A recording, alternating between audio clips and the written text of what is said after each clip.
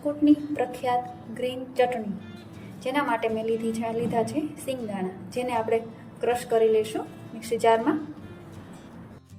તો આપણે સિંગદાણા છે એ ક્રશ થઈ ગયા છે. હવે એ જ જારમાં આપણે સિંગદાણાનો ભૂકો કાઢી લીધો છે. ત્યારબાદ આપણે મરચું નાખ્યું છે. હવે સ્વાદ મુજબ આપણે એમાં નમક નાખીશું, ત્યારબાદ હિંગ નાખીશું,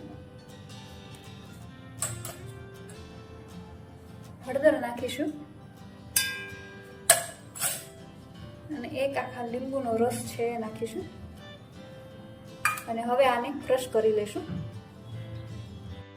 હવે આપણું મરચું એકદમ ક્રશ થઈ ગયું છે.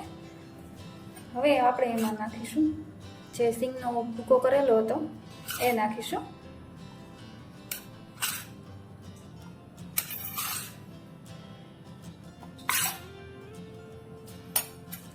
હવે ફરી પાછું એને મિક્સ કરી લેશું.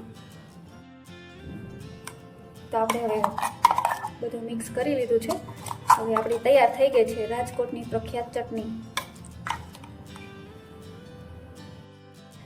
તો તૈયાર છે આપણી રાજકોટની પ્રખ્યાત ચટણી. જો તમને મારી આ ચટણીની રેસીપી સારી લાગી હોય તો સબસ્ક્રાઈબ કરો.